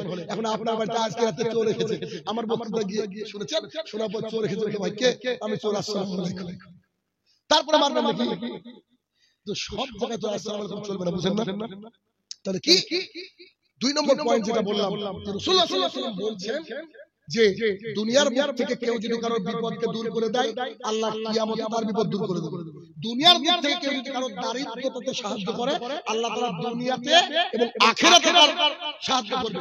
3, কোন মুসলমান যদি কোন মুসলমানের দোষ ত্রুটিকে ঢেকে রাখে, আল্লাহ তাআলা কিয়ামতের মাঠে তার দোষ ত্রুটিকে ঢেকে রাখবে। এখন আপনি বলতে পারেন যে তাহেরি যে জিকির করে, এই জিকিরের কথা আপনারা বলেন যে এ হচ্ছে প্রকাশ্য ইসলামের দুশমন, বুঝেননি? যারা প্রকাশ্য ইসলামের ক্ষতি করে, যেমন বাংলাদেশে আছে হিজবুত তাওহীদ, ওদের ইমাম বলে ইমাম, ওদের ইমাম হচ্ছে সেলিম। তো আর যে গুরু তার নাম হচ্ছে বাইজিদ খান খান্নি, ও আবার কি করে? প্রকাশ্যে সিগারেট টানে, বিড়ি টানে। ইমানদার মানুষ তো বলছে প্রকাশ্যে খান কেন? বুঝে লুকিয়ে খেলে তো আল্লাহ তো দেখতে পাবে, আপনাদের থেকে লুকিয়ে খাওয়া হচ্ছে শিরক। কি ধর্ম বানিয়েছে চিন্তা করেন। তাদের মুখ উন্মোচন করে দিতে হবে কি ডক্টর, পিএইচডি হোল্ডার, সুন্নি জগতের বিশাল বড় আল্লামা, বিশাল বড় আলেম, যে কালো চশমা পরে বক্তৃতা দেয়, যার নাম আমরা অনেকদিন আগে দেখেছিলাম, কাফের গ্রুপ অফ ইন্ডাস্ট্রিজ এর মালিক। ও বাদ দিয়ে সবাই খালি কাফের, দেখলি কাফের বলে। নাম কি বলেন দেখি? এনাতুল আব্বাস। মিস্টার এনাতুল আব্বাস বলছেন সূরা দুখানের 3 এবং 4 নম্বর আয়াতকে উল্লেখ করে বলছেন আল্লাহ তাআলা কোরআন নাযিল করেছে শবে বরাতের রাতে। আপনার বাচ্চা ছেলে যদি কেউ মাদ্রাসায় পড়ে, ওকেও জিজ্ঞাসা করেন, ও বলবে কি কোন সূরা আছে? ইন্না আনজালনাহু ফি লাইলাতুল কদর। কদর রাতে আল্লাহ কোরআন নাযিল করেছে। আর ও স্বভাব মানে এই শবে বরাত বিদআতকে সাপোর্ট করার জন্য কোরআনকে নিয়ে এসেছে আরো 2 মাস আগে। তাদের ভুল আমাদেরকে ধরিয়ে দিতে হবে। যারা কোরআন সুন্নাহর কথা বলবো বলে উল্টো পাল্টা চলে তাদেরকে ধরিয়ে দিতে হবে। বাকি মুসলমানের ব্যক্তিগত দোস্তি কি করতে হবে? যার দ্বারা সমাজ কোনো ক্ষতিগ্রস্ত নাই তাকে ঢেকে রাখতে হবে। এরপরে রাসূলুল্লাহ সাল্লাল্লাহু আলাইহি ওয়াসাল্লাম বললেন, কোন ব্যক্তি যদি দ্বীন ইসলামকে চর্চার জন্য, শেখার জন্য, জানার জন্য তার বাড়ি থেকে কোনো একটা রাস্তা ধরে, আল্লাহ তাআলা তার রাস্তাটা জান্নাতের দিকে দিয়ে দেবেন। সুবহানাল্লাহ। এই হাদিসের অর্থ কি? আজকে যতজন মানুষ এখানে এসেছেন উদ্দেশ্য কি? দিন জানা। আজকে আপনাদের রাস্তার কোথায় কোথায় যেতে বলেন তো? বড়ুয়াতে যেতেন কেউ, কেউ কাজী সাহেব মোড়ে যেতেন, কেউ স্ত্রীর সাথে গল্প করতেন, চারিদিকে ছিল কিনা রাস্তাটা? সবারই রাস্তাটা আল্লাহ তাআলা এখানে আনিয়েছেন। তার মানে নিশ্চিত হয়তো আল্লাহ সুবহানাহু ওয়া তাআলা আমাদেরকে কবুল করেছেন বলে, আল্লাহ তাআলা আমাদেরকে জান্নাতের সহজ পথ দিতে চায় বলে আজকে আমরা এত বড় গ্রাম থেকে সামান্য কিছু মানুষের উপস্থিতি এখানে হয়েছে। আসলে ওরা হচ্ছে কপাল পোড়া, যারা আমি অত দূর থেকে আসলাম আর যারা বাড়ি থেকে আসতে পারেনি, এদের ভাগ্যে হেদায়েতের আলো হয়তো নাই। আমরা দোয়া করি আল্লাহ তাআলা তাদেরকে হেদায়েত দান করুক। আল্লাহুম্মা আমিন। তাহলে কি শিষ্টাচার? আমরা শিষ্টাচার শিখছি। 3 নম্বর শিষ্টাচার হলো যখন আমরা পানি পান করব, পানি পান করার সময় আমরা বাম হাতে পান করি কি করি না? এমনও মানুষ আছে দিন জানা মানুষ বাম হাতে গ্লাস ধরে ডানার তলায় ঢুকায়। এটা ডানার নয়, হলো পুরো ডানাতে ধরতে পারবেন না। হাতে তালু তালি খান, 2 হাত দিয়ে খান তাও ঠিক আছে, কিন্তু এভাবে খাওয়া যাবে না। ভালো করে বুঝুন কি রাসূলুল্লাহ সাল্লাল্লাহু আলাইহি ওয়াসাল্লাম বললেন, পানি পান করতে গেলে 6খানা নিয়ম লাগবে। 6খানা। এটা মুসলমান আমরা যদি পানি পান করি 6টা নিয়ম লাগবে। 1, প্রথমে পানিটাকে দেখে নিতে হবে, কারণ ইসলাম হচ্ছে সায়েন্টিফিক। নোংরা থাকতে পারে পানিতে। 1, পানিকে দেখে নিতে হবে। 2, ডান হাতে ধরতে হবে। 3, বসতে হবে। 4, বিসমিল্লাহ বলতে হবে। 5, 3 শ্বাসে পানি পান করতে হবে, মানে ঢকা ঢক পানি পান করা যাবে না। 6, শেষে বলতে হবে আলহামদুলিল্লাহ। এর মুসলমান পানি পান করবে। তাহলে পানি পানের আদব হচ্ছে এইটা, যে 6খানা নিয়ম মেইনটেইন করে পানি পান করব। এখন বিজ্ঞানীরা বলছে কোন ব্যক্তি যদি দীর্ঘদিন দাঁড়িয়ে ঢক ঢক করে পানি পান করে, এই ব্যক্তির 95% চান্স হচ্ছে কিডনি ফেলিওর। বুঝেননি বোধহয়? এই কথা বোধহয় আমি মজা পেয়েছি, মজা আপনারও পাবেন। কি সমস্ত বিজ্ঞানীর বাবার বাবা মুহাম্মদ সাল্লাল্লাহু আলাইহি ওয়াসাল্লাম 1450 বছর আগে বলেছেন। বুঝেননি? কিসের ডাক্তার? তিনি ডাক্তারের বাবা ছিলেন। তাই 1450 বছর আগে যখন সায়েন্সের এস পর্যন্ত ছিল না, তখন তিনি জাতিকে বলেছেন যে তোমরা পানি পান করার সময় 3 শ্বাসে পান করো, ধীরে ধীরে পান করো, বসে পান করো, আরামসে পান করো, তারপরে শেষে আল্লাহর গুণগান গাও। আদব পানি পান করতে হবে এভাবে। 4 নম্বর আদব হচ্ছে যখন আমরা ইস্তেনজা অর্থাৎ পায়খানা বাথরুম ব্যবহার করব, পায়খানা বাথরুম যখন আমরা ব্যবহার করব, পায়খানা বাথরুমে যাওয়ার পূর্বে আল্লাহ রাসূল সাল্লাল্লাহু আলাইহি ওয়াসাল্লাম দোয়া শিখিয়েছেন। সবাই তো জানি আমরা দোয়াটাকে পড়ে আমরা ভেতরে প্রবেশ করব। ভেতরে প্রবেশ করার পর বাথরুমের যা প্রাকৃতিক প্রয়োজন তা সেরে ওখান থেকে বেরিয়ে এসে আমরা বলবো গুফরানাকা। তার মাঝে একটা কথা হচ্ছে যে মুসলমানকে এত সতর্কতা অবলম্বন করতে হবে, বাড়ি করার সময় দেখতে হবে যে আমার পায়খানার প্যান বা কোমর যেটা সেটা যেন পূর্ব পশ্চিম অর্থাৎ কাবার দিক অথবা পেছন বা সামনে যেন না হয়। আবু সাঈদ খুদরি রাদিয়াল্লাহু তাআলা একজন জনৈক খ্রিস্টান বলছে, আরে তোমাদের ধর্মে কি পায়খানা বাথরুমের সিস্টেমও তোমাদের নবী বলে গিয়েছে? তখন উনি বলছেন, জি, আল্লাহ রাসূল বলেছেন যখন তোমরা পেশাব পায়খানা করবা তখন যেন তোমাদের পেছন বা সামনেটা যেন মানে কাবার দিকে না হয়, সোজা কথা। তাহলে আমাদেরকে এটা যদি পশ্চিম হয়, এটা যদি পূর্ব হয়, আমাদের পায়খানা কেন কি করতে হবে? এইদিকে। আরেকটা কথা আপনাকে বলি, এই রিলেটেড খুবই গুরুত্বপূর্ণ কথা, হয়তো অনেকে জানেন না, এটা খুব জানা দরকার। সেটা কি? যখন আপনি আপনার শৌচ কাজ সম্পন্ন করবেন, রাসূলুল্লাহ সাল্লাল্লাহু আলাইহি ওয়াসাল্লাম লজ্জাস্থানে ডান হাত লাগাতে নিষেধ করেছেন। লজ্জাস্থানে ডান হাত লাগাতে নিষেধ করেছেন। এই জন্য ফরজ গোসল করার সময় ডান হাতের নখ বা বদনা ধরে আপনার বাম হাত দিয়ে পরিষ্কার করতে বলেছেন।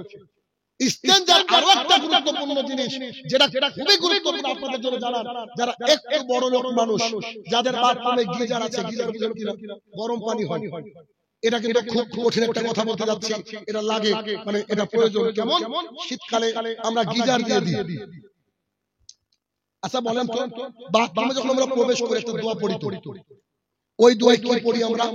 বাংলাটা কি? হে আল্লাহ, এই যে ভেতরে আছে শয়তান বা জিন, তার থেকে আমি কি চাইছি? পানা চাইছি। আচ্ছা এবার তার মানে বাথরুমে যে শয়তান এবং জিন থাকে এটা বুঝলেন? এটা বুঝলেন তো? এবার বুঝেন, জিনের ছোট ছোট বাচ্চারা ওই নলের সাথে খেলাধুলা করে। ওই যে গিজার বা বিভিন্ন নল আছে না, খেলাধুলা করে। এবার আপনি গিজার দিয়ে দিয়েছেন বাইরে থেকে, এবার ট্যাপটাকে চালিয়ে দিয়েছেন, ওই নলের পানি যেটা বেরাবে এটা গরম বেরাবে, বুঝলেন না বোধহয়? ওই পানিতে যদি জিনের কোনো বাচ্চার গা হাত পড়ে যায়, তাহলে আপনাকে জিন কিন্তু যে কোনো মূল্যে ক্ষতি করার চেষ্টা করবে। এই জন্য গিজার যখন দিলেন, কিন্তু ভেতরে গিয়ে যখন আপনি এইটাকে নলটাকে খুলবেন তখন বলবেন বিসমিল্লাহ। আশা করছি কথাটা নতুন বোধহয়। বিসমিল্লাহ বলতে কেন? জিনরা কিন্তু আমাদের মানুষকে ক্ষতি করার চেষ্টা করে। কোন জিন? যারা দুষ্ট জিন। কিছু মানুষ আছে না মানুষের ক্ষতি করে। এলাকায় কিসের আবাদ হয় বলেন তো? পাট হয়। পাট আর কি আছে?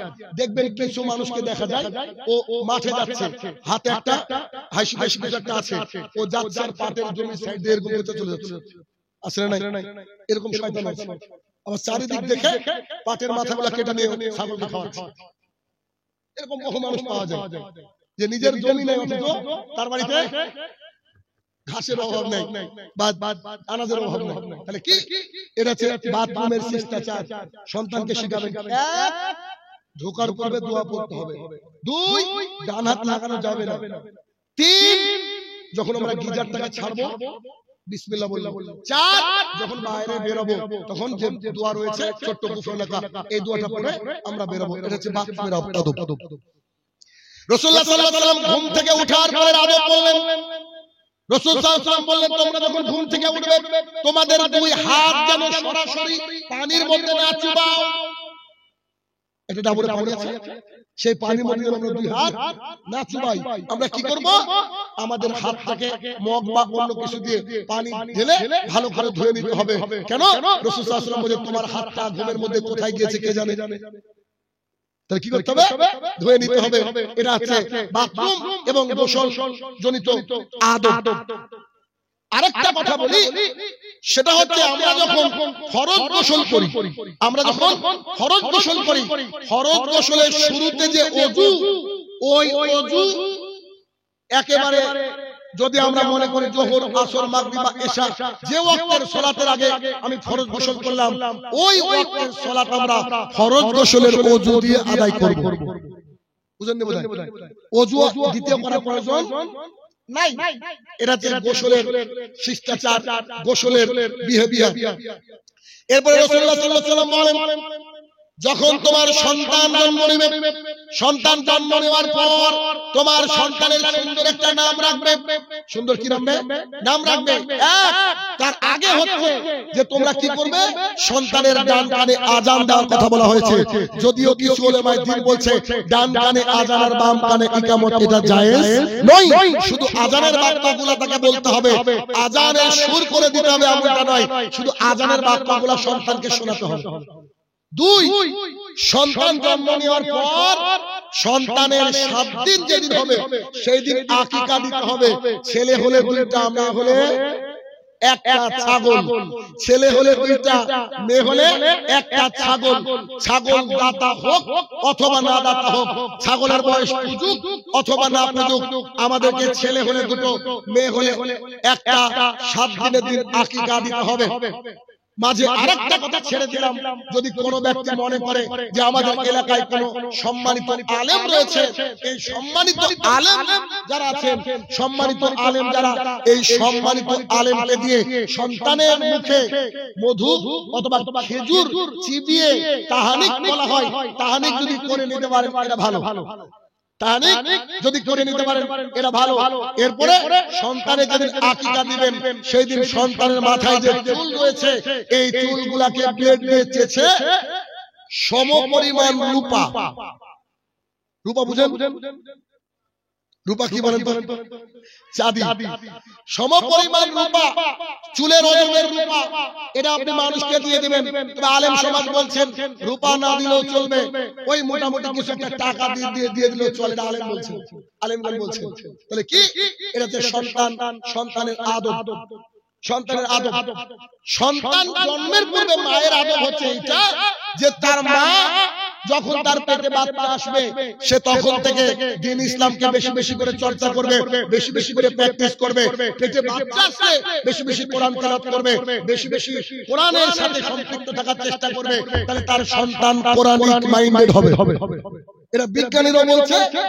আর রাসূলুল্লাহ সাল্লাল্লাহু আলাইহি ওয়াসাল্লামের কাছ থেকে আমরা এটাই পাই যে যখন মানে আদব এইটা পাই যে মা আজে বাজে টিভি সিরিয়াল ইত্যাদি দেখবে না, সে কি করবে, সে যেন কোরআনের সাথে বেশি বেশি সম্পৃক্ত থাকে সেই ব্যবস্থা করবে।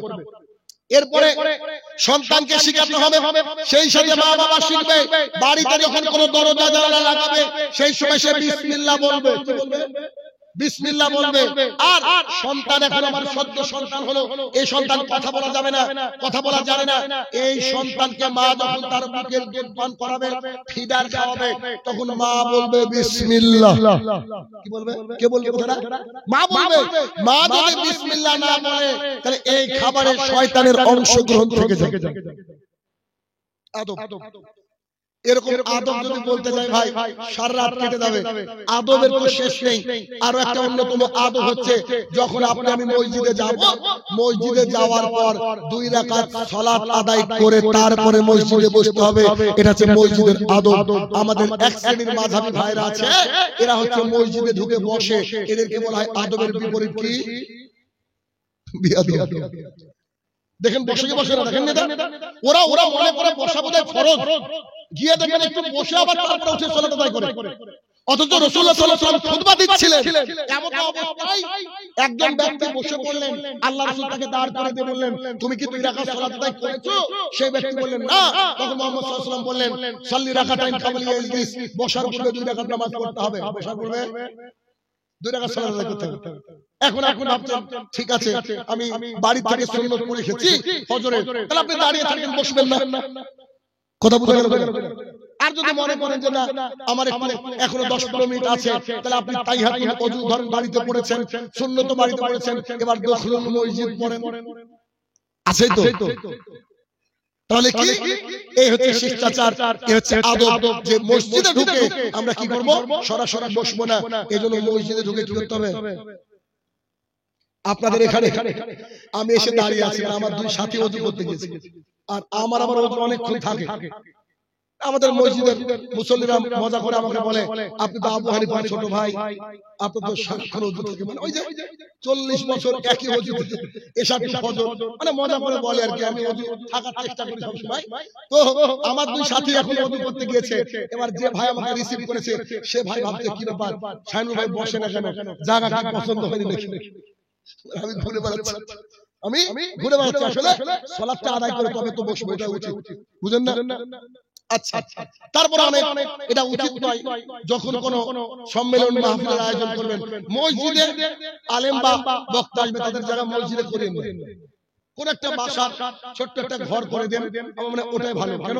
মসজিদে খাচ্ছে, ঝুটা নোংরাগুলা পড়ছে, নানান সমস্যা হয়। আল্লাহ তাআলার ঘর এত, মানে ঘর মসজিদকে একটু আদবের সাথে আমরা রাখা উচিত বলে আমরা মনে করি। আচ্ছা, মসজিদের আরো একটা আদবের আর অন্যতম আদব হচ্ছে মসজিদের মধ্যে যখন আমরা জুমার দিনে যাব, আমি বসে আছি, আরো একজন ব্যক্তি কথা বলছে বা কোনো কিছু একটা ডিস্টার্ব করছে, রাসূলুল্লাহ সাল্লাল্লাহু আলাইহি ওয়াসাল্লাম বলছে তুমি যেন ওকে নিষেধ করো না, এই তুমি এটা করো না, এই কথা বললে তোমার জুমার যে ফজিলতটা নষ্ট হবে। অথচ আল্লাহু আকবার, আমাদের বহু মসজিদ দেখা যায় যে বহু মানুষ এই খুতবার সময়, খুতবার 10 মিনিটের মধ্যে, খুতবার 5 মিনিটের মধ্যে ঘুমায় না, নাক পর্যন্ত ডাকে। এর চেয়ে পরিস্থিতি আমাদের আদব। আরো একটা অন্যতম আদবের আদব হচ্ছে আপনি আপনার সন্তানকে, কলিজার টুকরা মেয়েকে বলবেন, আম্মু তোমার 11 বছর 12 বছর পার হলে তোমাকে বুরকা পরতে হবে। সমাজের বুকে এখন শুধু দেখেন ধর্ষণ, জেনা, রাহাজানি আছে না, তাদের জন্য, মহিলাদের জন্য রাসূলুল্লাহ সাল্লাল্লাহু আলাইহি ওয়াসাল্লাম বলছেন মহিলারা হচ্ছে চরম ফিতনা, যা বনি ইসরাইলের মধ্যে প্রথম এই ফিতনার মাধ্যমে বনি ইসরাইল ধ্বংস হয়েছে। এই প্রথম ফিতনা বনি ইসরাইলে শুরু হয়েছে হচ্ছে মহিলা। তাহলে কি করবেন? মহিলাদের আদব এ করবেন। কথা লিখেছেন ভ্যালেন্টাইন ডে। ও এ মাসে তো কি এ মাসে কয় তারিখ? আচ্ছা ও আমার তো টাইম হয়ে গেছে। তো ভ্যালেন্টাইন ডে এটাও একটা আদবের খেলা। কেমন? আমরা যদি আমাদের সন্তানকে আদব শেখাতাম তাহলে ভ্যালেন্টাইন ডে আসতো না। ভ্যালেন এবং টাইম নামে দুজন নারী পুরুষ, এরা একে অপরকে পায়নি, তার জন্য ইহুদি খ্রিস্টানরা খাস করে এই 14ই ফেব্রুয়ারির দিনটাকে তাদের ভালোবাসার স্মরণ দিবস হিসাবে পালন করে থাকে। এইটার নাম হচ্ছে ভ্যালেন্টাইন ডে, ইংরেজিতে বলেছে। তো এই ভ্যালেন্টাইন ডে মানে আমার কাছে হচ্ছে লুচ্চা দিবস। কেন? রাসূলুল্লাহ সাল্লাল্লাহু আলাইহি ওয়াসাল্লাম বলছেন যদি কোন নারী আর পুরুষ একটা ঘরে থাকে সেখানে তৃতীয় জন থাকে শয়তান। কোন নারী আর পুরুষ যদি সেপারেট একটা ঘরে থাকে তৃতীয় জন থাকে শয়তান। আর পার্কে একটা গোলাপ নিয়ে গিয়ে বলছে আই লাভ ইউ, তার মানে শয়তানের বাপ ওর সাথে। তো এই যে ভ্যালেন্টাইন ডে কোথাকার একটা দিবস আমাদের পশ্চিম বাংলায় এসে পালিত হয়। শুনে রাখবেন, খবরদার আপনার ছেলে মেয়ে যদি বলে 14 তারিখে আমার এক্সট্রা ক্লাস আছে, কম্পিউটারের ক্লাস আছে, আপনার সন্তান সন্ততিকে বাড়ি থেকে বের হতে দেবেন না। সেদিন বলবেন আম্মু ও আমার আব্বু কলিজার টুকরা, আজকে তোমার প্রাইভেট সব বন্ধ, আজকে বাইরে যাবে না। তাই তো মজা করে একটা কথা বলেছিলাম, সে কথা আপনাকে বলি যে কোন একদিন একটা 17 বছরের মেয়ে ওর মাকে বলছে আম্মু আজকে একটু ফিরতে দেরি হবে। জিন্সের প্যান্ট পরা মডার্ন মানুষ বুঝেন না, আজকে একটু ফিরতে দেরি হবে। তোর আম্মু বলছে কেন? তো বলছে I have extra class today, আমার একটা এক্সট্রা ক্লাস আছে আজকে। তো ওর আম্মু বলছে ঠিক আছে আম্মা তুমি যাও ক্লাস করো, আপত্তি নেই, তবে তোমার 17 বছর বয়স, আজ থেকে 20 বছর আগে আমার একটা এক্সট্রা ক্লাস ছিল, যার ফল হচ্ছে রেজাল্ট হচ্ছে তুমি। বুঝলেন? আমারও তোমার বয়সের সাথে সাথে 1 বছর আগে আমার এরকম একটা এক্সট্রা ক্লাস ছিল বলে আমি আমার মা বাবাকে বলে গিয়েছিলাম, তার ফসল তুমি। এখন তুমি এক্সট্রা ক্লাসে যাবা না বাড়িতে থাকবে? কয়েকদিন আগের ঘটনা, বাবাকে দেখিনি, তার মাটা বুরকা পরা, পূর্ণ হিজাব, গোটা বাংলাদেশ হিলে গেল। মেয়েটার নাম সম্ভবত সুবা বা কিছু একটা নাম, মাত্র 11 বছর বয়স। আমার গায়ে লাইন দাঁড়িয়ে যাচ্ছে কথা বলতে গিয়ে, তাদেরকে খুঁজে পাওয়া যাচ্ছে না। সোশ্যাল মিডিয়া একেবারে পার হয়েছে, আমার কলিজার টুকরা সন্তান কোথায় হারাবে, কোথায় খুঁজবেন। তখন মেয়েটাকে সাংবাদিক যে পেয়েছে, সে এক টিকটকার, সেটার নাম হচ্ছে মামুন। পুলিশ থানে শাড়ির দোকানে 7,000 টাকা বেতনে কাজ করে, সেই ছেলেটার সাথে চলে গিয়েছে কোন এক কন্যা, 11 বছর বয়স। সাংবাদিক তাকে প্রশ্ন করছে, সাংবাদিক তাকে বলছে তোমার বাবার কাছে ফিরবা, তুমি কেমন আছো? মেয়েটা খিলখিল করে হাসছে আর বলছে আমি ভালো আছি। কল্পনা করতে পারছেন সমাজটা কোন দিকে যাচ্ছে? আপনি আমি আমার সন্তানদেরকে যখন স্কুলে পাঠাচ্ছি, প্রাইভেটে পাঠাচ্ছি, খোঁজ নিতে হবে ভাইরা আমার, নইলে একেবারে আমরা শেষ হয়ে যাব। কারণ একটা বাবা একটা মায়ের একটা স্বপ্ন যে আমরা যা করেছি আমাদের সন্তানরা ভালো থাক, এই জন্য পরিশ্রম হয় ভাইরা আমার। আর এই সিচুয়েশনে এসে যদি আমরা আমাদের সন্তানকে ভ্যালেন্টাইন ডে, তারপরে র্যাক ডে, এখন আবার র্যাক ডে বলে একটা জিনিস পালন হচ্ছে, সেটা কি স্কুলে কলেজের শেষের দিন সবাই সাদা পোশাক পরে যায়, স্কুল ড্রেস পরে যায়, একে অপরের পোশাকে আজে বাজে লিখে, এটা নাকি মনে রাখতে হবে। এই জন্য কি দুনিয়া! চিন্তা করেন, নবীনবরণ একটা মেয়ে একটা ছেলে প্রথম কলেজে ঢুকছে, তার মুখটা দূরে দূরে কি হবে, প্রথম দিন গিয়ে অনুষ্ঠান পাচ্ছে, সেই অনুষ্ঠানে কি বলা হচ্ছে, সেই অনুষ্ঠানে প্রিন্সিপাল প্রফেসর সব বসে আছে, আর সামনে একটা মেয়ে হিন্দি গানে ডান্স করছে, তার শরীরের 4 ভাগের মধ্যে 3 ভাগে কাপড় নেই। একটা সন্তান যখন গিয়ে অশ্লীলতা দেখছে, ওর শিক্ষার কি হবে? এজন্য বলেছিলাম education is the backbone of nation. শিক্ষা জাতির মেরুদণ্ড, এটা মিথ্যা কথা, এটা হওয়া উচিত ছিল the proper education is the backbone of nation. সঠিক শিক্ষা হচ্ছে জাতির মেরুদণ্ড। কারণ আজকে এই গ্রামে 30 বছর আগে এত এমএ পাস মানুষ ছিল না, এখন এমএ পাস বেশি, অথচ প্রতিদিন ধর্ষণ হচ্ছে। প্রতিদিন বাবার জমি জমা নিয়ে বাবাকে হত্যার হুমকি দিচ্ছে সন্তান। বোনের জমির ভাগ দিতে আসে, বলেছে তোকে তো 3 লাখ টাকা খরচ করে জমি দিয়ে দিয়েছি, এবার ভাগদারি কিসের? এরা বলছে শিক্ষিত। কলকাতার হোটেলে গিয়ে বলছে গোশত হালাল তো,